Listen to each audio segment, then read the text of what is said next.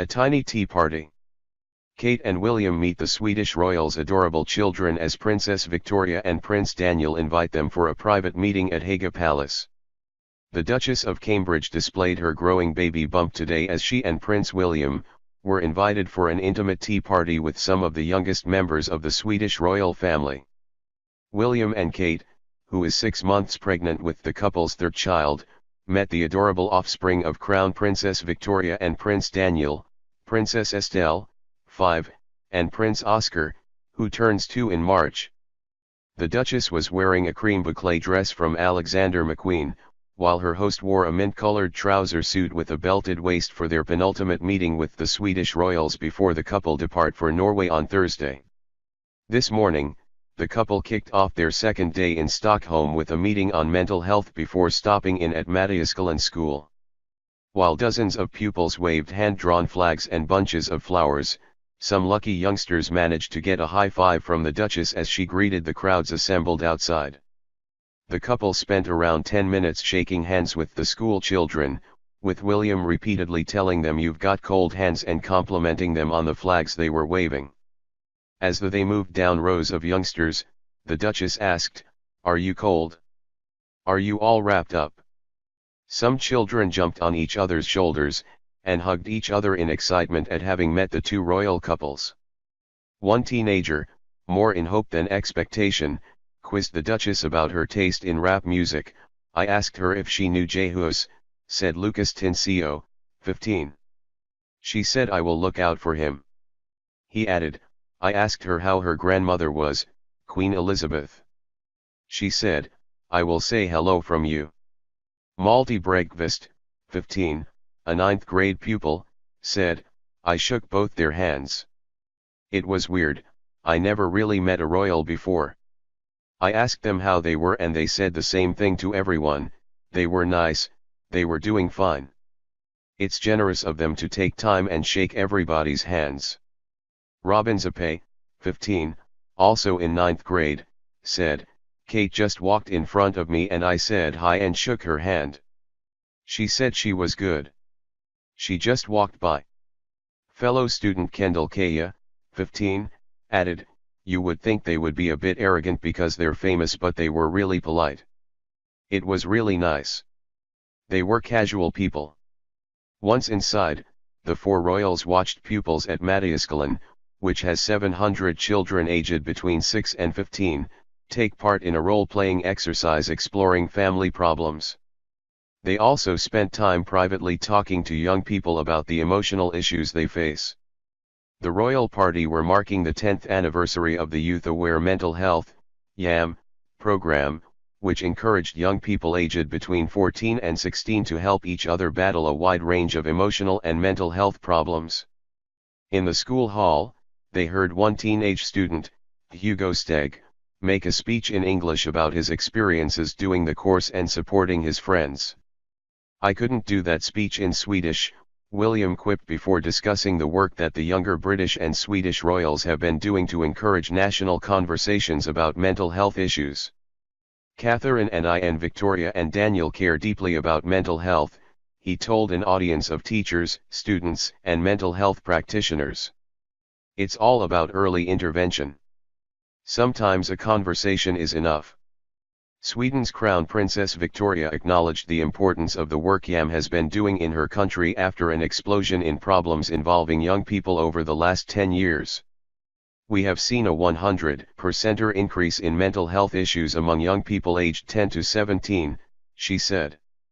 Earlier, accompanied by their hosts, Crown Princess Victoria and her husband Prince Daniel, the couple visited the world-renowned Karolinska Institutet, a medical university in Solna, Stockholm, where they met with academics and professionals to discuss the country's approach to tackling mental health challenges.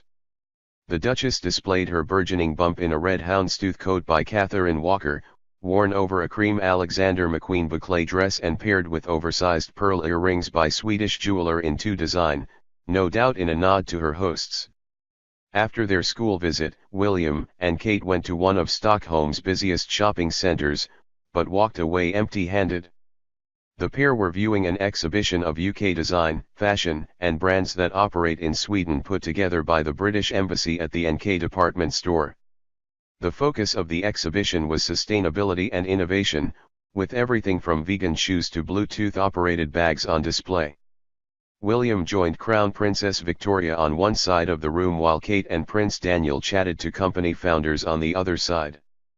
As they walked down a specially laid blue carpet on arrival, shoppers crowded at the balconies above to catch a glimpse of the two royal couples. Francesca Rosella and Ryan Jens, who founded company Cute Circuit in 2004, spoke to William about their bags that can be customized via a smartphone through Bluetooth technology to display any message or pattern. Francesca said of William, "He said it was very clever. He really understood how everything worked. He seemed passionate about technology." Given the opportunity to choose a message for the bag, William wrote, "I belong to Victoria," to which the group laughed. Francesca said Crown Princess Victoria found the message very funny. The £4,000 bag was made from aerospace aluminium coated in gold and decorated with Swarovski crystals. However, the company also makes more affordable £200 t-shirts. Exhibitors said that the two royal couples, who had not met before the visit, seemed to be getting on very well. Anna Lidström, a PhD student in sustainable fashion at the Swedish School of Textiles, said, "I think they are having much fun together, lots in common. Despite their position, they are very low-key."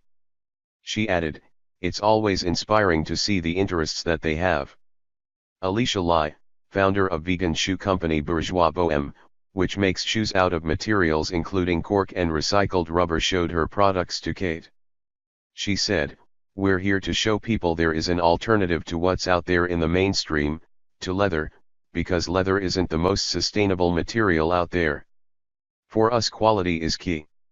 She said of Kate and Prince Daniel, "They hadn't heard of vegan shoes before, so that was great to introduce them to that and look at the ethos behind our work. They were really interested in our product." Kate was asking about the materials we are using, how large is our range. "We're such a small company that being given the recognition for what we're doing is great." William joked to one group about the fact that they had been running late earlier in the day, saying, "We're not very good with time." She teamed her outfit with a quilted maroon Chanel bag and fringed leather pumps from Italian label Tod's, while her host, Victoria, opted for a stylish pastel trouser suit worn over a pie crust collar and a Stella McCartney clutch. The Karolinska Institutet is one of the largest and most prestigious medical universities in the world and accounts for over 40% of the medical academic research conducted in Sweden. Since 1901, the Nobel Assembly at Karolinska Institutet has also been responsible for selecting the Nobel laureates in physiology or medicine. The Crown Princess has spoken openly about her own battle with an eating disorder as a young woman, while her husband, a former fitness trainer who opened a chain of exclusive gyms, which is how they met, has taken a particular interest in the subject and started his own program to promote physical well-being in the young. The two couples left their separate residences, but their respective convoys met up en route, and as they stepped out of their cars they greeted each other warmly outside. Inside they went for a briefing with senior staff including Professor Carl Johan Sundberg, Dr. Anna Lund and Dr. Ulrika Berg, who outlined some of their research into the issue.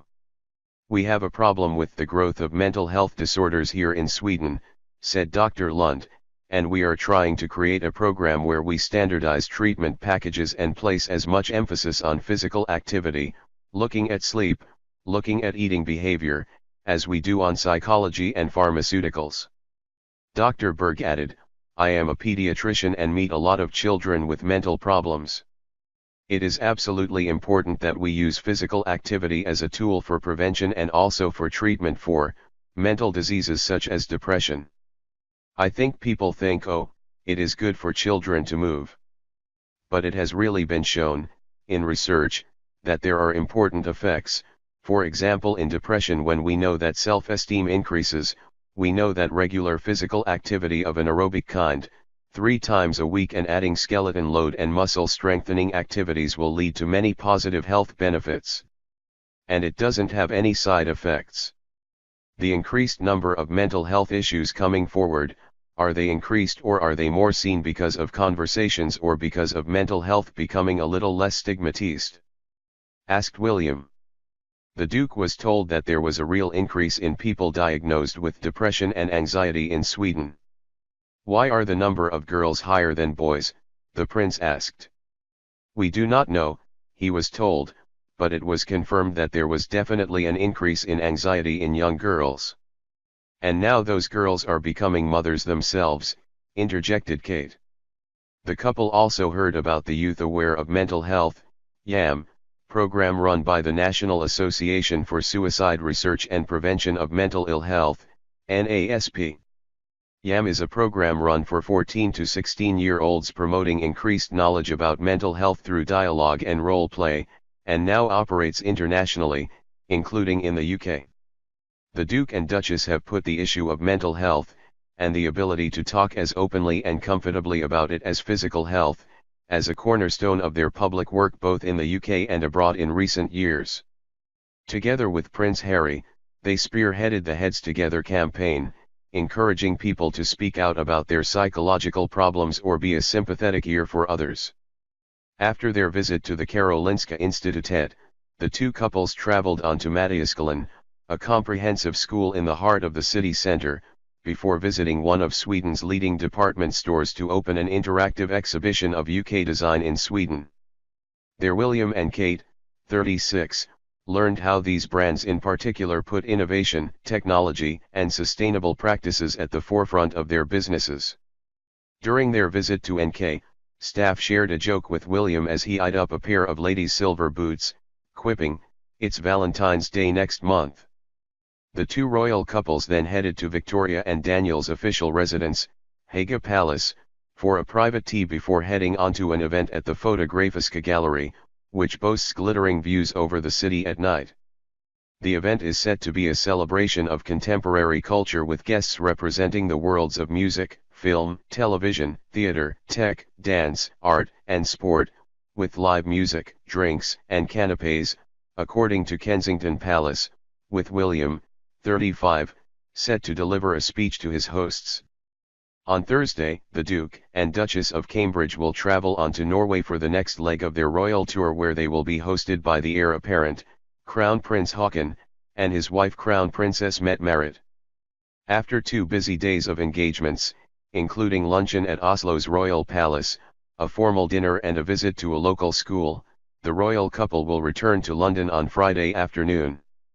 In a statement ahead of their visit, Kensington Palace said, "The Duke and Duchess are keen to experience a taste of the Scandinavian way of life for themselves, and to see how people of all generations battle the elements to make the most of their surroundings, whether ice skating in Stockholm's local parks, or skiing off-piste in the hills that surround Oslo." The UK's links with each country are extensive, and their Royal Highnesses are looking forward to building a lasting friendship with the people of both Sweden and Norway.